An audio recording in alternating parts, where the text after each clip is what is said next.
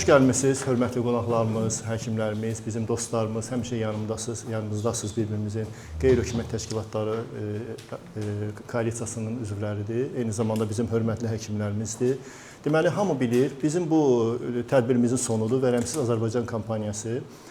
Milli donorun maliyyə dəstəyinə keçirilir. Azərbaycan Respublikasının qeyri-hökumət təşkilatlarına Dövlət Dəstəyi Agentliyinin maliyyə dəstəyinə keçirilir və bu bizim gələcəkdə başlayacağımız, daha doğrusu başlayıb gələcəkdə davam edəcəyimiz böyük bir kampaniyadır. Yəni adı ümumi gedəcək Vərəmsiz Azərbaycan kampaniyası auditoriya və məkan dəyişmə şərti ilə. Deməli, biz hal-hazırda bugünkü layihədən danışırıq. Ona görə bu dəfəki layihəmizdən, cari layihəmizdən danışırıq. Deməli, layihəmiz əsasən yönləndirilmişdir. Orta tibb personalı və pasientlər arasında vərəmlə bağlı maarifləndirmə işinin aparılması və eyni zamanda onun kadrlardan gedir. İndi yəni ki, bizdə kadrlar səssiz gedəcək tədbir boyu. Deməli, biz seçdiyimiz bu AXM Ağciyər Xəstəlikləri Mərkəzinin tabeçiliyində olan vərəmin müalicəsi aparılan müəssisələrdə olduq.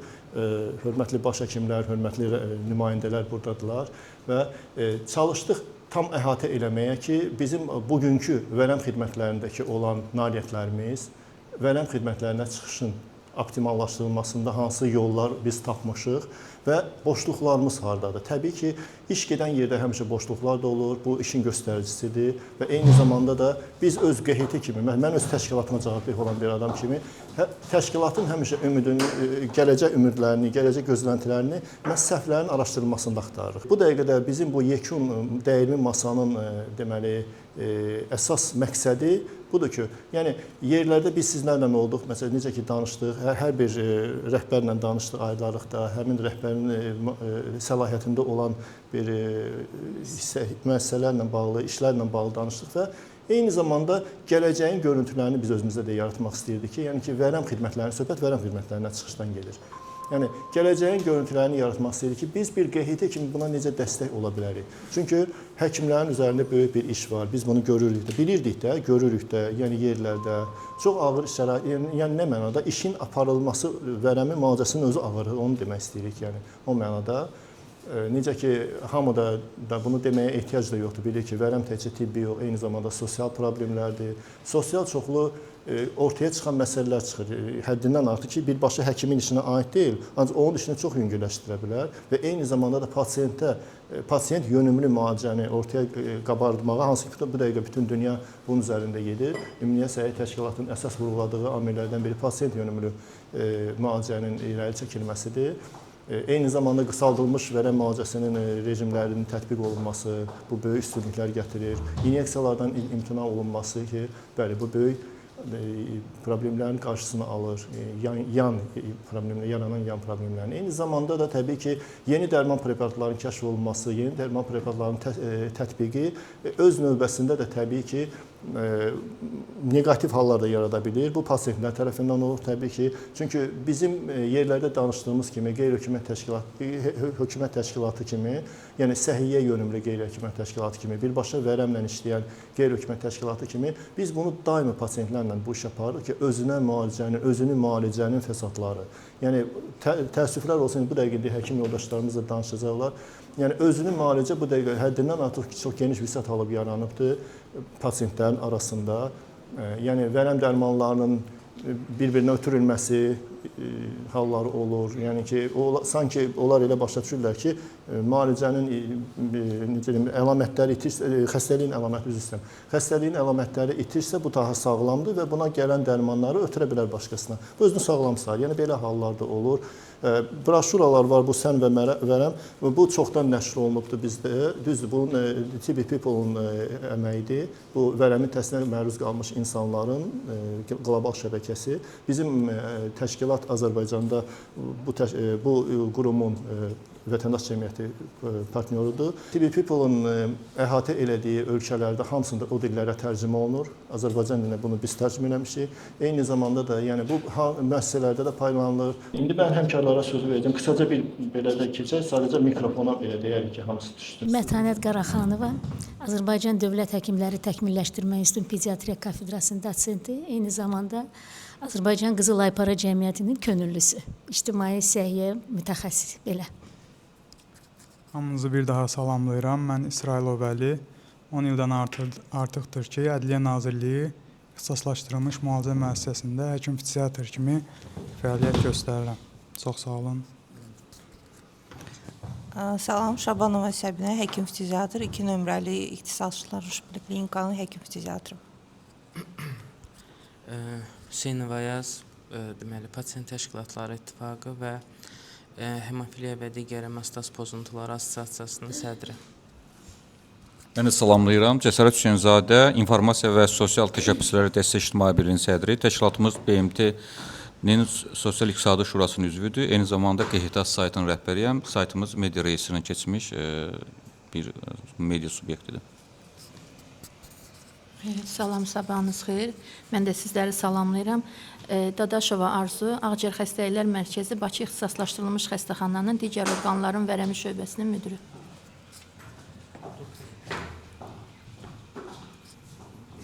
Hər kəs salamlayıram. Mən Səadət Bayramova. Kistik fibroz xəstələrinə yardım İctimai Birliyinin, həmçinin Nadir Xəstəliklər Təşkilatları İttifaqının rəhbəriyəm və qeyd etmək istəyərdim ki, təşkilatımız Kistik fibroz xəstələrinə yardım İctimai Birliyi, Avropa Kistoz Fibroz Federasiyasının üzvüdür, rəsmi nümayəndəsiyik Azərbaycanda və çalışırıq ki, pasientlərə maksimum dərəcədə dəstək olaq. Təşəkkür edirəm və sizə uğurlar arzulayıram, Çingiz müəllim. Cəmilə Abdulova, eşitmə məhdudiyyətli şəxslərə Sosial Yardım İctimai Birliyinin sədri, həmçinin QHT koalisiyasının üzvü. Xoş gördük hər birinizi. Ceyhun Əliyev, Ağciyər Xəstəlikləri Mərkəzi Publik Hüquqi Şəxsin Uşaq Xəstəxanasının baş həkimi. Aygün Xəlilova, Ağciyər Xəstəlikləri Mərkəzi Abşeron Regional Xəstəxanasının baş həkimi. Və ilk öncə təşəkkür eləmək, hamınızı salamlayıram və ilk öncə təşəkkür eləmək istəyirəm ki, bu doğrudan da böyük problemdə, yəni mən son 2 ildə bu problemlə işləyirəm. Yəni həll yolunun axtarmasında hamımız bir masa arxasında toplanmağımıza görə. Çox sağ olun. Mən də hər kəsi salamlayıram. Aysel İsmailova, Ağciyər Xəstəlikləri Mərkəzi, bir saylı ixtisaslaşmış poliklinikanın ambulator şöbə müdürü. Dəvətiniz üçün təşəkkür edirəm. Çox aktual mövzuya toxunursunuz. Bugünkü gündə bu bizim sosial problemimizdir və birlikdə həll tapmaq çox önəmlidir. Çox sağ olun hər kəsə, minnətdarlığımı bildirirəm və beləliklə biz başlayaq müzakirələrimizə ki, vaxt da çox getməsin. Qonaqlarımız da deyəsən dedi 2 nəfər gəlir. 2 nəfər gəlir Ağciyər Xəstəliklər Mərkəzindən. Hə, çox gözəl. Oldu. Mətən xanım, buyurun, onda sizlə də başlayaq. Çingiz müəllim, təşəkkür edirəm məni bu layihəyə cəlb etdiyinizə görə. Biz artıq Çingiz müəllimdən 20 ilə yaxın bu vərəmlə mübarizə fəaliyyətlərində ictimai səhiyyə kimi, sahəsi kimi çiyin-çiyinə çalışırıq.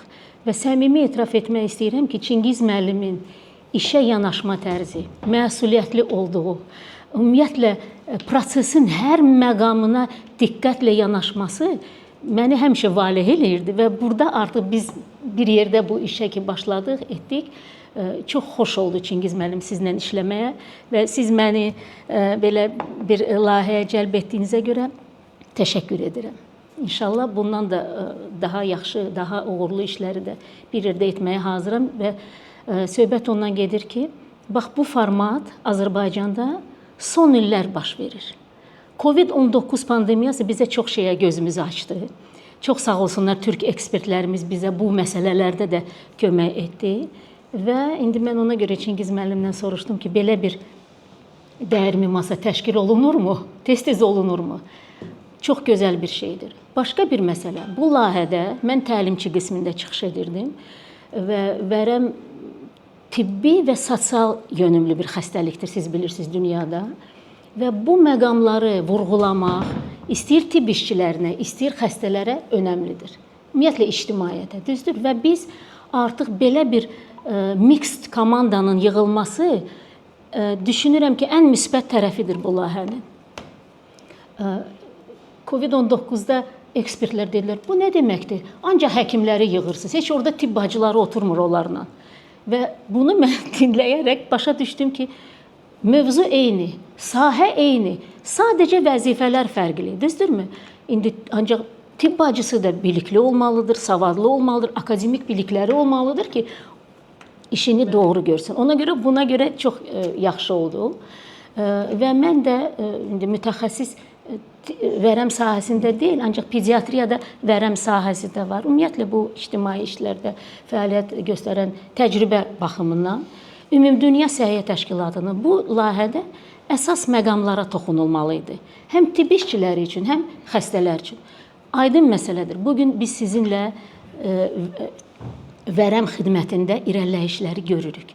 Yeni islahatları görürük. İndi başlanğıcdadır, mən belə deyərdim. Hələ tam şəkildə müsbət rəylər çox azdır, ancaq işlər gedir. Bu çox yaxşı bir şeydir və bizim də bura qatılmağımız çox yaxşı oldu. Və təqdimatlarım Ümumdünya Səhiyyə Təşkilatına aid olan bütün məlumatlar həm tibbi, həm sosial məqamlara toxunmalıdır.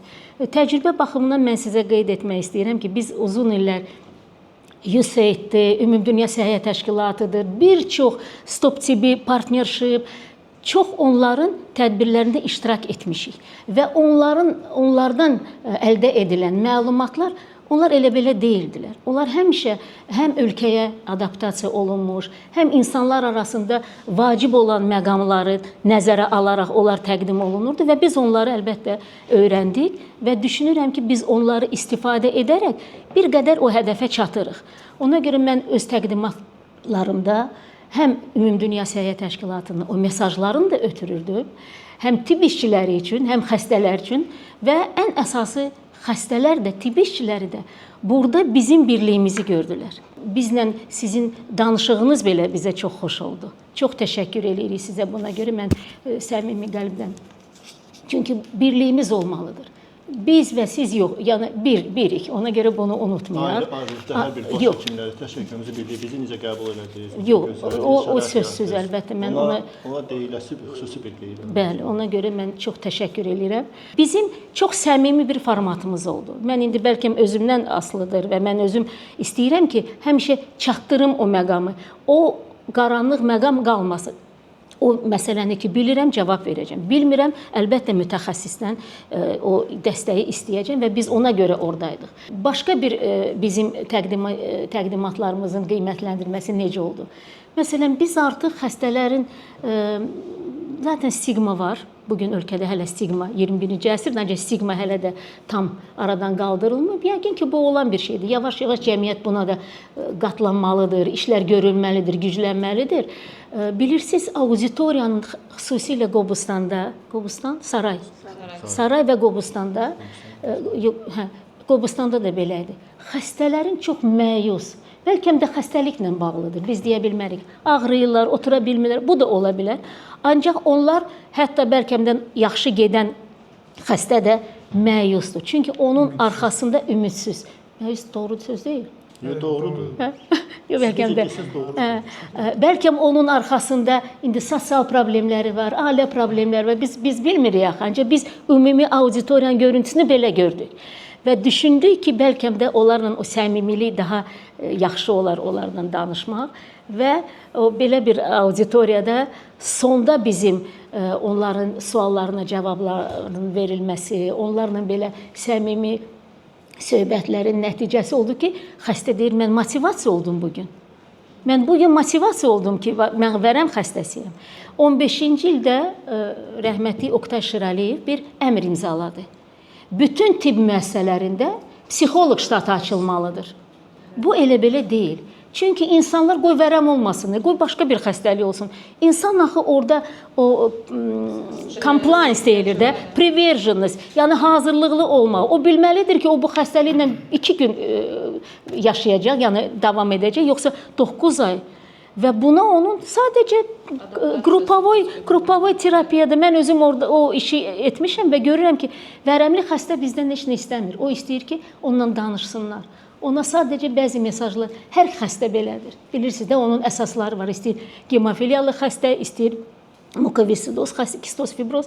Yəni, xəstənin o psixoloji durumu, psixi sağlamlığın qorunması ilə bir addımlar var. Və biz prinsiplər var. O prinsipləri inşallah mən düşünürəm, əgər QHT bunu da etsə, daha geniş fürsət alsa, hamı məlumatlı olar. Çünki bu gün indi biz təkmilləşdirmədir, tibb universitetidir, o mövzuları salıblar artıq tədris proqramına. Bu yaxşı bir şeydir. Baxın, vərəmsiz kampaniya, Azərbaycan kampaniyası. Bu çox geniş bir adı var bunun. Deməli, hər birimizin orada bir tövhəsi ola bilər, işi var. Davam edər inşallah. Bəlkə vərəm əlavə bir şey də ola bilər. Yəni onu daha da genişləndirə bilərsiniz. Çox sağ olun. Bilmirəm nə dərəcədə. Deməli, bizim qonaqlarımız gəldilər. Zəhmət olmasa bir dənə mikrofon verərdim. Siz də bir dənə özünüzü təqdim edərdiniz. Açıq bizə qısaca biz. Salam, hər vaxtçı, hər bizi tanışırlar. Çoxlarını tanıyıram mərkəzimizdən. Bir neçə həkimə, sizlər də tanıdınız, xoşdur. Mən Ağca Xəstələr Mərkəzinin müalicə şöbəsindən Ramil Vəliyevdir. Biz də dəvətli bura. Çox sağ olun, dəvət edilsin. Bu qədər yəni. İlk növbədə hamınızı salamlayıram. Mən Hacıyev Nurlan Kamranoğlu, Ağca Xəstələr Mərkəzi publik hüquqşünasıyam. Və toxunduğumuz məsələ ilə bağlı həmçinin bildirmək istəyirəm ki, biz də əlimizdən gələni həmçinin xəstələrlə çalışırıq və onun valideynləri ilə və s. çalışırıq, yox kontaktı quraq, dediyiniz əlaqəni saxlayaq və əlimizdən gələni deyirik. Çox sağ olun, iştirakçınız üçün uğurlar arzulayıram. Çox sağ olun. Bu qalsın yanınızda. Ola bilər sözünüz olsun, istəyirəm. Dəyərli masadır, hər bir adam sözünü deməkdə azaddır. Çox sağ olun, Mətənət xanım, Əli Həkim.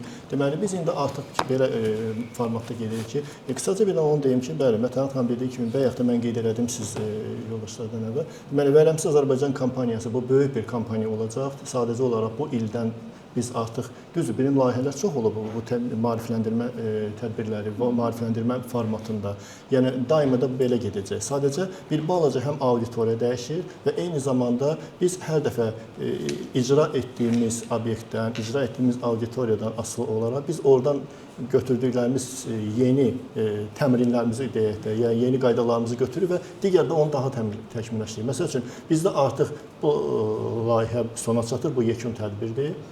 Masadır. Lakin biz artıq danışıqlarımızı aparırıq. Biz biraz da genişləndiririk auditoriyanı. Artıq biz fikrimiz var və bu barədə də danışıqlar gedir Müdafiə Nazirliyindən. Biz artıq Bakı qarnizonunun hərbi hissələrindən başlayıb üzü döyüş bölgəsi deyə bilər. Yəni ki, sərhəd boyu rayonlara deyək də, indi də o termin dəyişir. Yəni, həmin istiqamətlərə qədər biz artıq hərbi hissələrdə şəxsi heyətlə, əskərlərlə, yəni orada həssas məqamlar var, onlar danışılır və yerinə oturan kimi, yəni çəkilişlərin aparılmasıdır obyektlərdə, eyni zamanda, yəni bu bizə aid olan hissələrdir. Yəni, onların hamısı razılaşdırılandan sonra biz artıq oranın tip heyəti, ki, baş idarəsi tərəfindən Müdafiə Nazirliyi və eyni zamanda əskər, zabit, gizir bu kontingentlə, yəni qeyri-tipli kontingentlə də bu aparılacaq. Yanaşı, yəni mülki ilə yanaşı, o demək deyil ki, istiqamət ancaq biz olacaq. Sadəcə bizdə bəzi layihənin miqyasına görə, layihənin formatına görə, yəni bizim özümüz təqdim etdiyimiz layihə, kiçik layihə qrupunda olduğuna görə, yəni biz uzun apara bilmirik bunu, ancaq bu da araşdırılacaq gələcəkdə.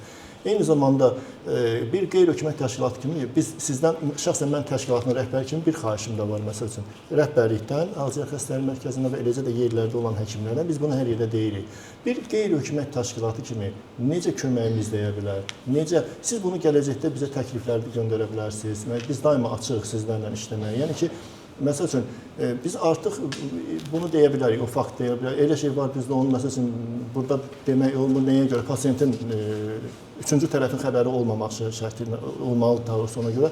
Ancaq bunu demək olar artıq, məsəl üçün, 2 nəfər artıq sosial məsələyə yerləşdirilmək üçün hazırlanır. Biri, deməli, səhv eləmirəmsə, biri Şəmkir Mərkəzi Rayon Xəstəxanasının yeri yoxdur, artıq uzun müddət müalicəni başa vurub, acillərdə saxlayırlar və yaxud da hansısa bir, yəni çünki yeri yoxdur da, şey etməyəcək onu. Yəni o artıq hazırlanır sosial məsələ keçirməyə, danışıqlar o barədə gedir bizə müraciət nəticəsində və ikincisi gedir Göyçayda, Göyçay Mərkəzi Rayon Xəstəxanasından, bəli, bir də orada var, adı yadımda qalmadı olan.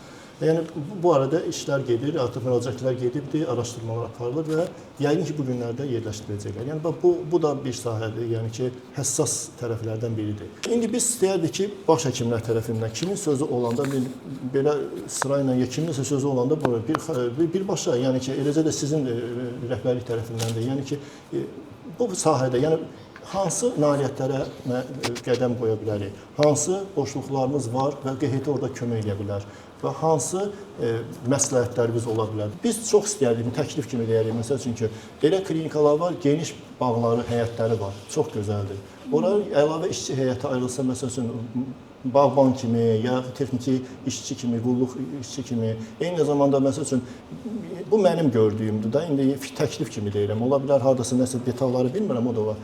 Yəni, arteziyan quyularını qazdırıb ağacların sulanması nəyə görə? Çünki həqiqətən o bağçalara baxırıq, çox gözəldir, həqiqətən. Onu saxlamaq, onu, yəni, xüsusi qulluq tələb eləsə, o 2 qat bəlkə də oranın ab-havasını yaxşılaşdırır. Çünki vərəmlə bağlı, o ağciyərlərlə bağlı oksigen nə qədər çox olsa, o nə qədər yaşıllıq çox olsa, təbii ki, o öz yerində. Eyni zamanda işçilərdən çoxları müraciət edirlər, bəli, əmək haqlarından bağlı. Yəni, bu dəqiqə və ən çox yayılan həkimlərdə, texnik, orta tip personellər hamısında, yəni biz də bunu bilirik. Əmək haqlarının işin həcminə görə çox aşağı olması, infeksiyaya nəzərə alsaq, yəni aşağı olması, bəli, bu tez belə düzələn bir məsələ deyil ki, burada biz oturduq, danışdıq, düzəlir, elə deyil. Ancaq hər halda təkliflər verə bilərik biz də. Milli Məclisdən xahiş eləmişdik, sadəcə olaraq bu dəqiqə tətillər olduğuna görə bizim hörmətli deputatlardan iştirak edə bilmədilər. Ancaq yəni bizim onlarla çıxışmağa sağ olsunlar, məsəl üçün açıqdılar həmişə, hər dəfə. Biz dinləmələrdə məsəl üçün qaldıra bilərik verilən təklifləri. Yəni ona görə deyirik ki, nə təklifləriniz olsa, indi biz diqqətlə sizlərə qulaq asacağıq. Biz çox danışdıq. Buyurun, kiminlə söz olsa. Eyni zamanda da bizim QHT yoldaşlar, QHT rəhbərlərimiz, böyük təcrübələrimiz var. Bizim çox-çox təcrübəli yoldaşlar var ki, illərlə bu sahədə böyük illərlə əmək qoyublar. Məsələn, Cəsarət müəllimdir, Ayaz müəllimdir, eyni zamanda Mətanət xanım, Heyf Mətanət xanım hamı tanıyır, həm həkim tərəfindən, həm də ictimai xadim tərəfindən. Yəni ona görə siz bunu hamı bilir. Eyni zamanda Səadət xanım da uzun müddət, Cəmilə xanım uzun da. İndi adlarını demədiyim yoldaşlarımız var. Elçin müəllim, koalisiya rəhbəri. Yəni uzun müddət biz hamımız bir koalisiya şəklində biz bu sahəni ortaya qoyuruq ki, məsəl üçün konkret olaraq çox yaxşı dediniz, ortaya qoyuruq. Ortaya qoyuruq, bax belə dəqiq masalarda müzakirə edirik. Təbii ki, bizim də olur. Hardasa məsəl üçün yaddan çatmış sahə ola bilər. Unutduğumuz, bax sizə ona görə ehtiyac var. Siz bunu bizə deyin. Bizim penitensiar xidmətdə Vərəm üzrə təlim mərkəzi var, hansı ki, Ümumdünya Səhiyyə Təşkilatının həm də eyni zamanda əməkdaşlıq mərkəzidir. Bu dünyada ilkdir. Yəni biz dünyada penitensiar sistemdə yəni bizim penitensiar sistemdir ki, Ümumdünya Səhiyyə Təşkilatı ilə belə bir təlim mərkəzi yaradılıbdır və belə bir əməkdaşlıq mərkəzi var.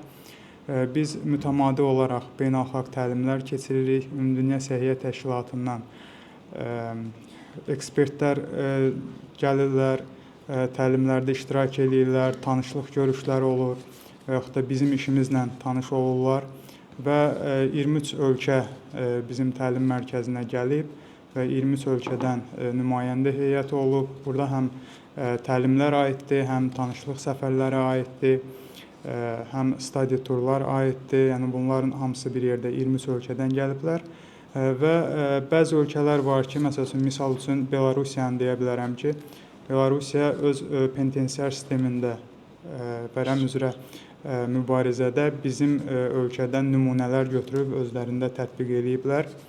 Yəni demək olar ki, onların sistemlərin bir 70-80%-nin bizim sistem üzərindən götürülmüş nümunələr üzərində qurulubdur. Yəni bu bizim üçün çox böyük bir göstəricidir, hansı ki, digər dövlətlər bizdən nə isə götürürlər, özlərində tətbiq edirlər. Bu bizim üçün böyük bir uğurdur. Və 2018-ci ildə Ümumdünya Səhiyyə Təşkilatının direktoru Dr. Tedros Azərbaycana səfərində birinci gündə cənab İlham Əliyevlə, ölkə prezidenti ilə görüşdü. İkinci günü isə bizim müəssisəyə, təlim mərkəzinə gəlib bizlə tanış olmuşdu və öz ürək sözlərini, öz fikirlərini bildirmişdi. Yəni qısa olaraq demək istəyirəm ki, yəni uzun-uzadı danışmaq istəmirəm, yəni vaxtınızı almaq istəmirəm, həm də sizi yormaq istəmirəm. Yəni bizim penitensiar xidmətdə olan təlim mərkəzi yəni çox böyük uğurlara imza atmışdı. Əlavə olaraq nəsə sualınız olarsa, yəni yenə də cavablan. Hal-hazırda necədir vəziyyət, onu da bir deyə bilərsiniz. Hal-hazırda vəziyyət o dərəcədə ürəkaçan deyil. Çünki 2 ildir artıq biz beynəlxalq təlimlər keçirə bilmirik. Çünki rəhbərlik dəyişdiyinə görə bizdə artıq bəzi sıxıntılar yaranıb və indən sonra bilmirəm necə olacaq, çünki artıq mən həmin əməkdaşlıq mərkəzi ilə fəaliyyətimi yekunlaşdırmışam. Yəni demək olar ki, keçən ay işdən ayrılmışam. Və indən sonra necə olacaq, onu zaman göstərəcək. Ancaq bu günə qədər çox böyük işlər görülüb. Yəni 3 böyük şəxs, yəni birincisi Ümumdünya Səhiyyə Təşkilatının direktoru, ikincisi Avropa üzrə regional direktor gəlmişdi, doktor Hans Kluge gəlmişdi. Bir də ki, SNQ ölkələri üzrə Ümumdünya Səhiyyə Təşkilatının direktoru, yəni 3 böyük rəhbər şəxslər gəlib bizim işimizlə tanış olub, bizə ürək sözlərini bildirib. Bizdə rəylər kitabı var, həmin kitabda qeydiyyatlarını aparıblar. Bizdə böyük bir girişdə stend var ki, hansı ki, həmin insanların ürək sözləri ilə, şəkilləri ilə bir yerdə həmin stend düzəldilib. Yəni, bu bizim fəaliyyətimizin uğurlarıdır. Yəni, indən sonra da, yəni neçə il keçsə də, yəni eyni şeyləri biz danışa bilərik, deyə bilərik. Ancaq indən sonra necə olacaq artıq onu zaman göstərəcək. Çox sağ olun, təşəkkür edirəm. Ümid edir ki, hər şey yaxşı olacaq. Yəni bildiyimiz kimi hər bir iş bütün dünyada profilaktika və ilkin aşkarlamadan bütün xəstəliklərin belə deyək ki, qarşısının alınması profilaktika və erkən aşkarlamadan başlayır. Yəni bir belə deyək, sahədə işləyən bir həkim kimi deyə bilərəm ki, yəni bizdə bugünkü günləri çox böyük problemdir ki, uşaqlar arasında yoluxma artıb. Və bu fikirləşirəm ki, nəyin nəticəsidir? Yəni, yəqin ki, hər birimizin yadındadır, Sovet dönəmində, bəli, belə bir qayda var idi. Uşaqların icbari, indi hazırda da o qanun var, uşaqların icbari dispanserizasiyası. Uşaqların icbari dispanserizasiyası belə deyək, çərçivəsində bütün uşaqlar müəyyən yaşlarda, 11-12 yaşlarında tuberkulin probası olurdu. Hazırda da qanun var. Sadəcə olaraq o qanun bugünkü günləri tətbiq olunmur. Yəni, bu olmuşdu bir səbəbdən ki, bir uşaq, bu düzgün məlumat olmadı da, bu təsdiqlənmədi. Tuberkulinə allergik reaksiya, amma bu düzgün məlumat deyil. Sonra araşdıranda o uşağın ölümü başqa bir şeydən olunub. Amma yenə də bu səbəbdən tuberkulin tətbiqi dayandı, mantu tətbiqi dayandırıldı, kütləvi. Və bugünkü günləri könüllü də heç kim etmir. Yəni bunu könüllü ancaq harasa arayış təqdim olunması üçün və s. belə hallarda o da hər bir müəssisə bu arayışı istəmir. Və bu səbəbdən uşaqlar arasında bugünkü gün biz erkən aşkarlamanı itirdik. Və bununla da demək olar ki, ilkin səhiyyə ilə hardasa bağın biri qopdu, reinteqrasiya bağının biri qopdu. Fikirləşirəm ki, biz bugünkü gün ilkin olaraq ilkin səhiyyə ilə və profilaktika ilə bunu müraciət olunmalıdır müvafiq qurumlara ki, bunlar, simbolik indi mantu deyil, diaskindir. Diaskin demək olar ki, allergik reaksiyalar vermir və 95% daha düzgün, doğru cavablar verir.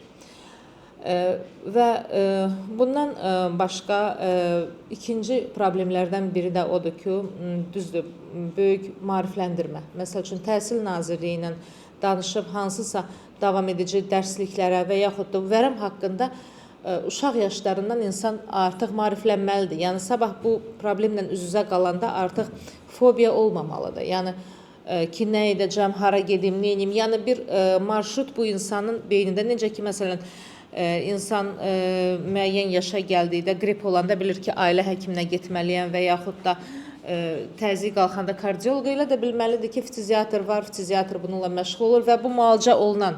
Bugünkü günləri bizə gələn bir çox xəstələrin gözlərində böyük sual, böyük qorxu ki, mən necə olacam, bundan sonra necə yaşayacam? Yəni, siz də Mətanət xanım qeyd elədiyi kimi danışırıq, müalicə olunasınız. Yəni, bunlar fikirləşirlər ki, dünyanın sonudur. Stigma uşaqlıqdan formalaşır. Uşaqlıqdan formalaşır, bəli, uşaqlıqdan, bəli, hər zaman bizdə də olub ki, məsəl üçün, düzdür, Sovet vaxtı vərəm fikirləşirəm ki, daha az olub, ola bilsin ki, erkən diaqnostika ilə, yəni ətrafda o qədər də mexanizm işləyirdi, ətrafda o qədər də rast gəlinmirdi. Amma bugünkü günləri, hətta belə deyək, sosial durumu yaxşı olan ailələrdə belə bu hallar artıq rast gəlinir. Sveta Rəfiyeva. Demək, mən həm pediatri, kardiologiya və revmatologiya İctimai Birliyinin sədriyəm, həm Tibb Universitetinin Ailə Təbabətə kafedrasının əməkdaşıyam və 40 ildə bu səhiyyə sistemində pediatr kimi çalışıram. Yəqin siz heç onu xatırlamazsınız. Biraz gözümdə problem var deyə sifətinizi yaxşı görə bilmirəm. Siz bizi görürsünüz. Mən onunla bağlı, Mantu ilə bağlı, demək ki, 1985-ci ildə mən Tibb Universitetini qutaranda mən 8-ci kilometrdə yaşayırdım və ailə vəzi uşaqlarla bağlı mən ilkin olaraq bağçada işə düzəlmişdim. Və 8-ci kilometr qəsəbəsi kilometrdə bir xüsusi bağça var idi. Həmin o bütün mantu ki, o vaxt mantu qoyurduq. Bütün mantu müsbət olan uşaqların hamısını yığırdılar orada. Orada diaqnoz da belə idi. Tub viraj və tub infeksiyalaşmış uşaqlar. Hamısı, yəni bu mən kim hardan soxuyub, amma mən bunu yaşamışam. Tub viraj və tub infeksiyalaşmış uşaqlar və əvvəllər həmin uşaqlara biz fitivazit verirdik. Sonra dəyişdilər, elədilər izoniazid və uşaqlar onu 3-6 ay ərzində alırdılar, indi vəziyyətindən asılı olaraq. Çünki, bəli, bugünkü gündə o mantu mənim özümün çox ağrılı bir yerimdir. Olsun mantu, olsun diaskin. Hətta mən zarafatça deyirəm ki, Schengen vizası almaq mantu reaksiyası qoymaqdan asan olub. Bu da nəyə görə? Doğrudan da o əskərliklə bağlı dediniz. Uşaqların orqanizminin belə bir xüsusiyyəti var ki, uşaqlarda vərəm, yəni ilkin olaraq döşdaxili limfa düyünlərində başlayır. Bəli, onlarda bronxoadenit şəklində başlayır. O elə bir əlamət verməyə bilər. Hamı elə bilir ki, elə vərəm, öskürmək, qan hayxırmaq və s. Həmin uşaqlar gecə tərləyirlər, bunu vitamin D-nin üstünə yıxırlar, mən nə bilim zəifliyi, immunitet və sair və hərdən bir həmin uşaqlar da belə deyim obrazlı, mən buna auditoriyada da deyirəm, eləyirlər, buna heç fikir verəndə olmur və əskər yaşına gələn uşaq gəlib çatır, deyəndə vərəmsən, bu nə boyda faciə olduğunu və çox vaxt da gec olur, heç nə eləmək olmur.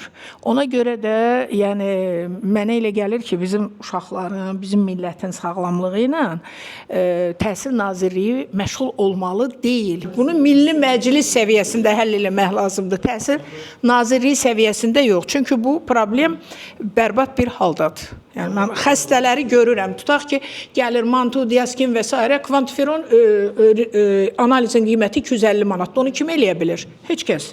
Əslində o çox yaxşı bir testdir. Çünki o BSJ-dən heç bir asılılığı yoxdur. Onu 250 manat hər valideynin imkanı varmı ki, onu elətdirsin?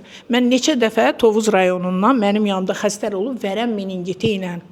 Vərəm meningiti ilə. Uşaq orada pis günə sonra göndərmişəm o uşaqlar. İndi o uşaqlar yaşayırlar, bəlkə də evləniblər də.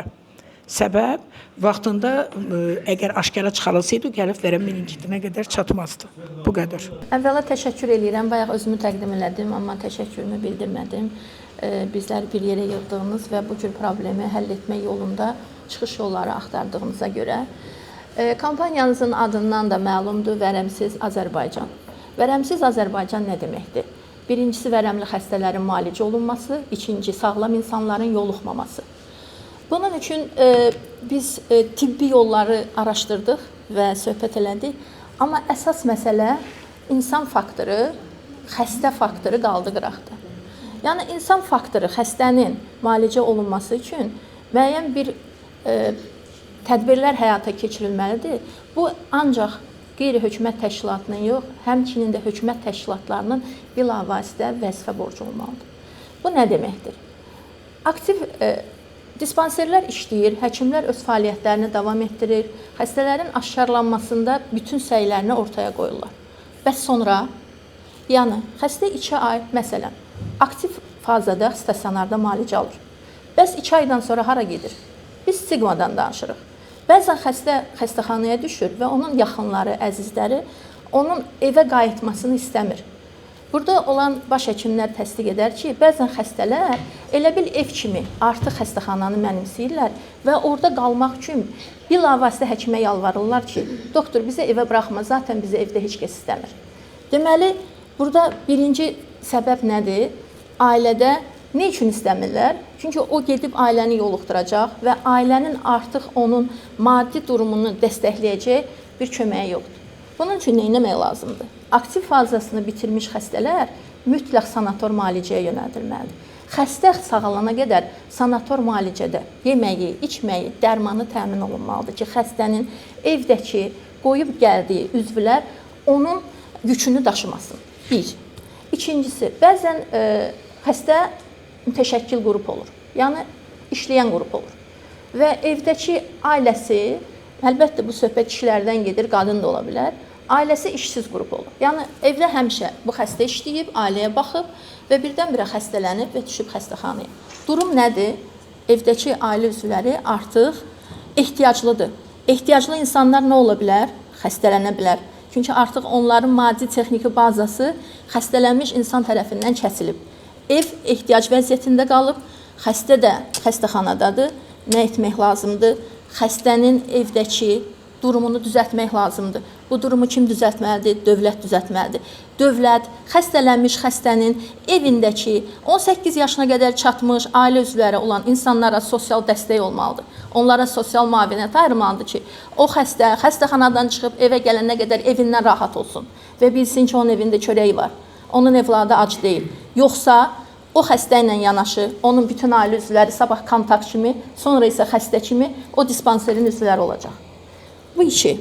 Üçüncü, biz bilirik ki, mən hələ mütəşəkkil qrupdan danışdım. Elə mütəşəkkil qruplar var ki, onlar əmək müqaviləsi ilə işləyirlər. Və biz bilirik ki, əhalimizin çox faizi müqaviləsiz işləyir. Əmək müqaviləsi ilə işləyən xəstələrin hər halda bir balaca sosial yardımı var. Çünki onlar bu litsen hesabına maaşlarını alırlar, özləri xəstəxanada olurlar, maaşları evə çatır. Amma elə xəstələr var ki, onlar mütəşəkkil qrup olsalar da əmək müqaviləsiz işləyirlər. Və onlar xəstələnib xəstəxanaya düşəndə inanın həkimə yalvarırlar. Doktor, məni evə buraxın. Mən vallahi evdə gedib müalicə alacağım, amma müalicə almır, işə qayıdır. Və onun işindəkinin heç xəbəri də olmur ki, çünki o əmək müqaviləsiz işləyir. Ondan tibbi araj istəyən yox, ondan hər hansısa bir sənəd istəyən yox. Fəhlədir, işləyir, oturur, bir loxma yeməklərini bölürlər, o onun butulkasından su içir, bu bunun stəkanından çay içir, bu bunun siqaretini çəkir, bu bunun siqaretini çəkir. Всё, xəstələnmə yayıldı mı? Yəni biz əgər bir problemin həllini tapmaq istəyiriksə, onun kökünə getməliyik. Biz ağacın budaqlarını təmizləməklə ağacı sağlamlaşdıra bilmərik. Onun kökündən ona hansı xəstəlik yayılır, o ağacı qurudan səbəbi nədir? Biz onu tapmalıyıq. Təşəkkür edirəm. Qeyd etmək istəyirəm ki, çox vacib bir mövzuya toxunulur və yəni vətəndaşlarımızın gələcəyi və gələcəkdə ümumiyyətlə yəni bizim genofondumuzun sağlamlığı məsələsidir.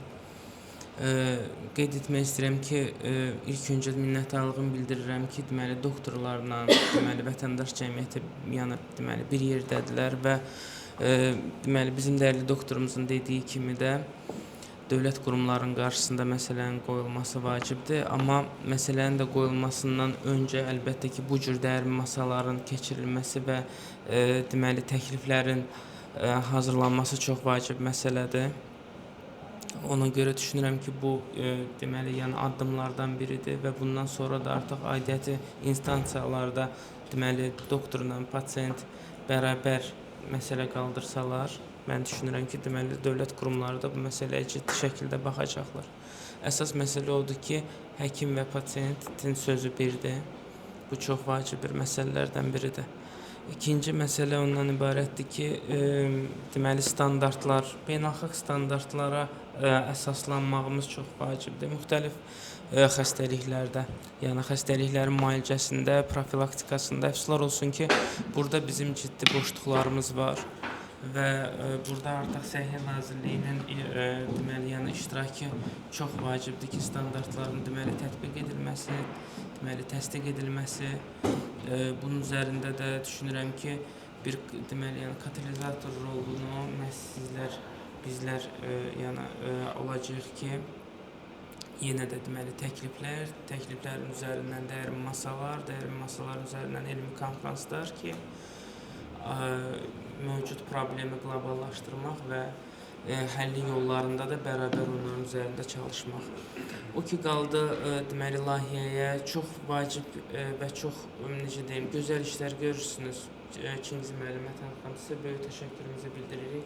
Yəni pasiyentlər olaraq sizə minnətdarlığımızı bildiririk. Çünki Mətən xanım qeyd etdiyi kimi də tibb bacılığı müalicənin böyük bir hissəsi əslində deməli məhz tibb bacısının üzərinə düşür. Deməli doktorun belə deyim müalicəsinin keyfiyyətini artıran da deməli tibb bacısıdır.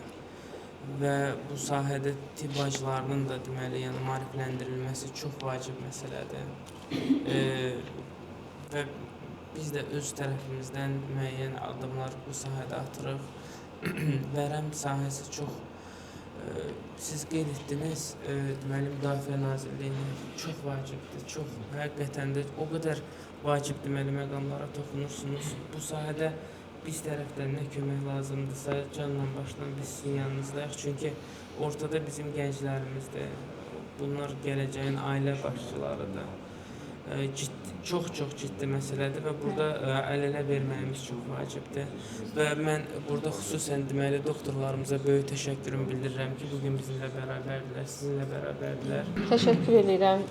Mən də bugünkü gün bu tədbirdən dəvətiniz üçün təşəkkür edirəm Çingiz müəllim. Həmçinin belə bir kampaniya başlatdığınız üçün çox vacib, çox dəyərli və hər birimizi birbaşa maraqlandıran bir sahədir. Çünki vərəm xəstəliyi tək vərəm xəstəsində qalmır. O hər birimiz vərəm xəstəliyinə bir namizədik.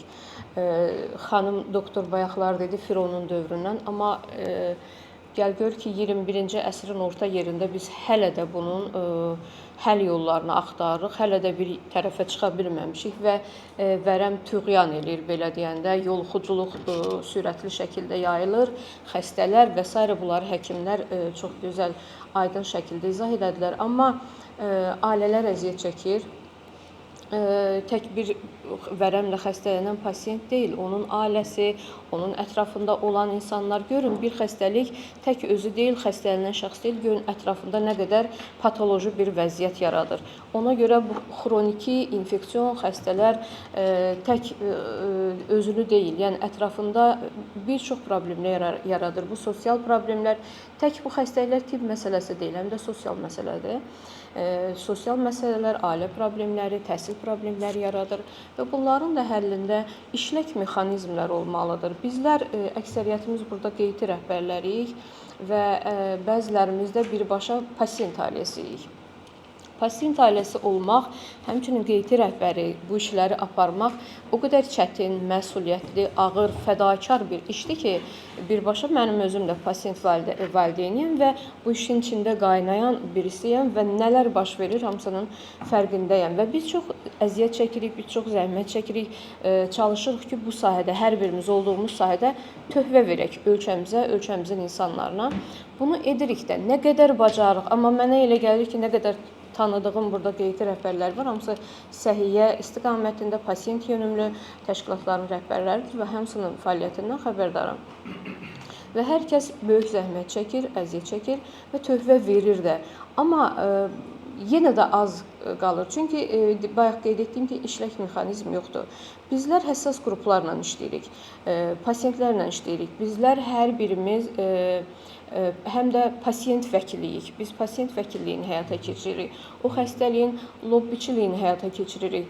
Avropa ilə əlaqələrimiz, ünsiyyətlərimiz var, yaxın ölkələrlə əlaqələrimiz var. Harada nələr var, hamısını bilirik və çalışırıq ki, ölkəmizdə çalışdığımız sahə üzrə irəli aparaq. İlk öncə Dəyirmi Masanın təşkilatçılarına və iştirakçılarına təşəkkür edirəm.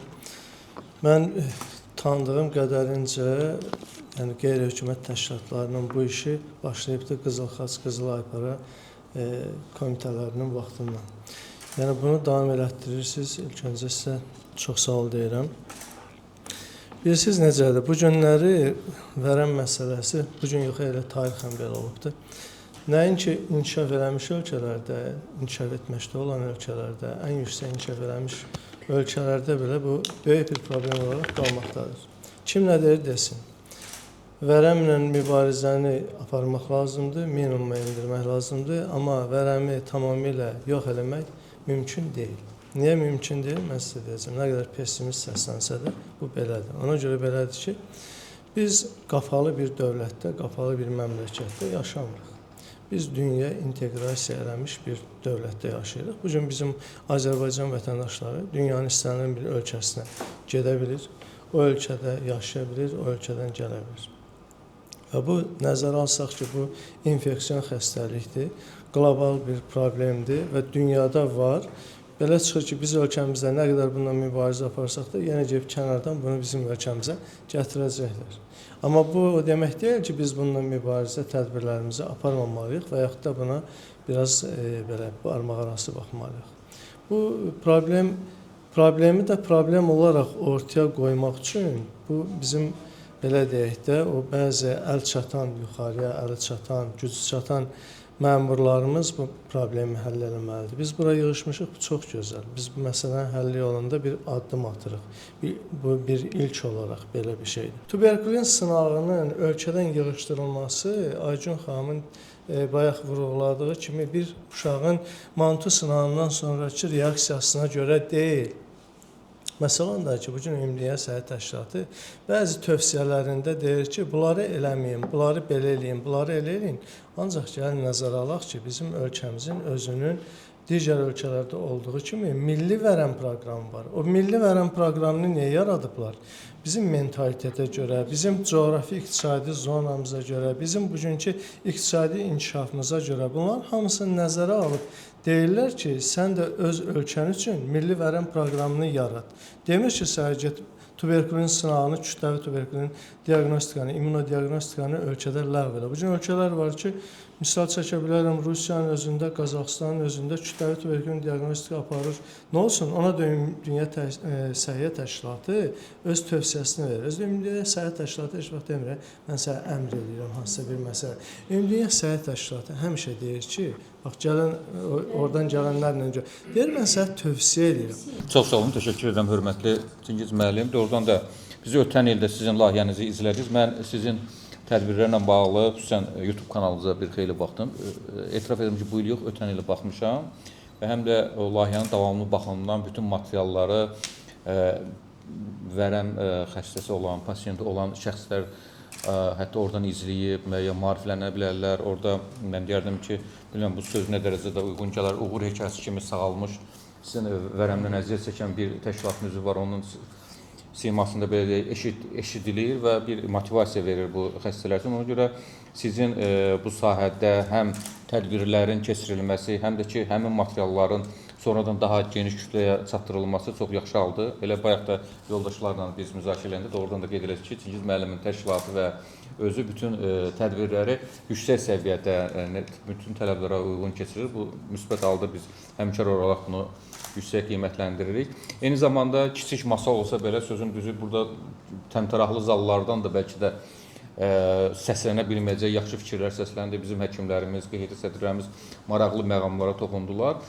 Mən xatırlayıram, bəlkə də bir həmkarlarımız xatırlar, bir 10 il bundan qabaq, 15 il, bəlkə də biraz az, bizim qeydilərin bayraq qaldırdığı, üsyan etdiyi bir sahə vardı ki, qohum evliliyi. Yəni bunu da dövlət qaldırmayıb. Mən səmimi deyirəm ki, o məsələni qeytilər qaldırıb, ekspertlər qaldırıb, mediada müzakirələr gedib və nəhayət üzrə ailə, qadın, uşaq problemləri üzrə Dövlət Komitəsi öz ayağına yazır ki, bunu biz elədik. Amma bu qeytlərin uğuru idi. Təəssüf ki, bayaq qeyd edildi, Səfərəmsə Çingiz müəllim qeyd elədi, bizim asan modelimiz, dost modelimiz beynəlxalq səviyyədə tanınır, qeyd olunur, amma təəssüf ki, hələ səhiyyəmiz o səviyyədə deyil. Bəli, bizim yaxşı mərmərlənmiş, tikilmiş xəstəxanalarımız var. Amma o mərmərlənmiş xəstəxanalarımızda bəzən avadanlıqlar yoxdur. Mən xatırlayıram, Suraxanında mənə olan Bülbülədə bir qəşəng yer tikilmişdi, acı rengin aparatı yoxdur. İnsanlar basırıqla hamısı sabunçuya gedir. Birinci bu, bax, bəzən biz şəhərin idarə etməsindən danışırıq. Nəqliyyat probleminin bir səbəbi də odur. İnsanlar üçün kiçik icmalar yaranmalı ki, orada təhsilini də normal almalıdır, səhiyyə xidmətini də almalıdır. Yəni, bu problemləri məncə qaldırmaq lazımdır. Tədbirə görə təşəkkür edirik. Qeydi Agentliyi də belə deyək ki, dövlətin bir qurumudur. Əgər bu layihəni dəstəkləyirsə, demək olar ki, burada çatışmayan məqamların olduğunu dövlətimizin müəyyən strukturu, administrasiya qəbul edir və bunu dəstəkləməyin vacib olduğunu bildirir. Uğurlar arzu edirəm Çingiz müəllim sizə. Uğurlar arzulayıram. Həqiqətən də çox önəmli bir layihədir, vacibli bir layihədir. Cəsarət mən doğru vurğuladı ki, həqiqətən də QHT-lərin hansısa bir qanunların həyata keçməyində rolu böyükdür. Çünki dövlət qurumları bizi dəvət edirlər, bizdən təkliflər alırlar. Düzdür, öz adlarına çıxarsalar da sonda, amma hər halda ideyalar bizdən gəlir. Həmişə belə olur. Eyb yox, qoy alsınlar, tək ki yerinə yetirsinlər, tək ki əhaliyə, vətəndaşlarımıza yararlı olsun. Yəni bizim səsimiz həqiqətən də eşidilir. Biz dövlətlə bir körpüyük. Amma çox təəssüf ki, bəli, çox məqamlar elə masa üzərində qalır və dövlətimizin də çox gözəl, doktorumuz vurğuladığı kimi yazılı qanunları var ki, çox gözəl yazılı qanunları var ki, o mexanizmi işləmir və yaxud da ki, heç oxunulmur, oxunulsa da tələbat olunmur. Yəni, tələb olunsa, bəlkə də indi baxın, neçənci ilin qanununa toxundunuz, bəlkə də çox xəstələr bu haqda heç məlumatları yoxdur. Yəni, deyirsiniz, ev verilir, torpaq verilir, nə bilim, dəstək göstərilir, bəli, belə bir qanun var. Amma ki, təəssüf ki, mexanizmi işləmir. Yəni, biz əl-elə versək, inanırıq ki, buna qalib gələ bilərik, son qoya bilmərik, amma yenə də azalda bilərik. Yəni, çox sağ olun, siz hər zaman belə gözəl layihələr həyata keçirdirsiniz, uğurlar arzulayırıq sizə. Çox sağ olun, minnətdarım. Müəllim toxundu. Özəl klinikaların vərəmli xəstələrin statistikaya salınması barəsində o çox aktual bir problemdir bugünkü gün fiziotriyada. Çünki nəinki o xəstələrin müayinəsini aparırlar, hətta müalicəsinə təşəbbüs göstərirlər. Halbuki Azərbaycan Respublikasının qanunvericiliyinə görə yalnız fiziotriya dövlət müəssisələri tərəfindən müalicə alınmalıdır və vərəmli xəstə aşkarlanırsa, təcili bildiriş vərəqələri Gigiyena Epidemiologiya Mərkəzinə, Respublika Gigiyena Epidemiologiya Mərkəzinə verilməlidir. Yəni, burada xəstənin qeydiyyatı artıq pozulur. Xəstənin ailə üzvlərinin, iş təmaslarının yoxlanılma prosesi pozulur. Yəni, təmasları, fiziatri xidmət təmasları dispanser qeydiyyatı alır, onların müayinəsini aparır, ehtiyac olduqca tibbi profilaktikasını təmin edir. Bu proses tamamilə pozulur. Bu da gələcəkdə, yəni o hər hansı bir şəxs hardasa çalışırsa, hansısa bir idarədə, bu müəllimdirsə, hardasa dərs deyirsə, artıq təmas yoluxmasının sayını artırır və beləcə də biz vərəmi kontrolda saxlaya bilmirik. Ona görə sırf bu xəstəxanalar mütləq şəkildə, yəni ki, nəzarətdə saxlanılmalıdır. Yəni, eyni həkimlərin, yəni kolleqalarımız eşidilir, adları, yəni açıq şəkildə reseptlərini yazıb xəstələrin əlinə verirlər. Ağciyər xəstəlikləri mərkəzi yaranandan, yəni bu məsələyə çox ciddi düşülüb. Yəni, elə bir reseptlər bizim əlimizə keçəndə analitik ekspertizaya dərhal rəhbərliyimiz tərəfindən göndərilir və müəyyən tədbirlər görülüb, yəni ki, xeyli addım bu yöndə atılıb, amma yenə də həqiqətən də görüləcək işlər hələ çoxdur. Çox sağ olun. Çox sağ olun, hamı gəldi, iştirak elədi. Yəni, mən belə başa düşürəm, məhsullar oldu. Ancaq bir dənə xahişim var idi. Təkliflər verilmiş yoldaşlar, hamısı mənə yazılı şəkildə öz təkliflərini bizim poçta göndərir. Mən gözləyirəm burada hamı yazılı gətirər. Qısaca, budur. Mən belə eşitdim. Ancaq biz onu təkliflər paketi kimi daxil eləmək üçün o bizə çox dəyərli olar. Yəni ki, biz bunu istəyərdik bilək. Eyni zamanda dərin təşəkkürümüzü hər birimizə bildiririk. Hər bir həkim yoldaşlarımıza, hər bir QHT rəhbərlərimizə, vətəndaş üzvlərinin rəhbərlərimizə, eyni zamanda bəli, xüsusi, bəli, təbib rəhbərliyin, bəli, Ağciyər Xəstəlikləri Mərkəzi rəhbərliyinə də eyni zamanda və ona görə simvolik olaraq biz belə deməli ki, bu tədbirlər bizim bu layihəmizdə dövlət tərəfindən əməkdaşlıq verdiyinə görə sizin rəhbərliyə bir də təlimçimizə sertifikat istəyərdim mən hazırlıq vermək ki, ona görə çatdırmağınızı xahiş eləyərdim. Bunu mən əvvəl Mətanət xanıma verərdim. Hər birinizə. Yəni çünki bizimlə həqiqətən yanaşı bütün işin ağırlığını Mətanət xanım götürür. Eyni zamanda da Ağciyər Xəstəliklər Mərkəzinin rəhbərliyinə, çünki onların iştirakı ilə bu qədər hamısı bu qoşun deyim də bu insanlar hamı yığılıbdır. Yəni bu böyük bir ordudur, həkim ordusudur. Məsələn, bunu çatdırarız bizim adımızdan.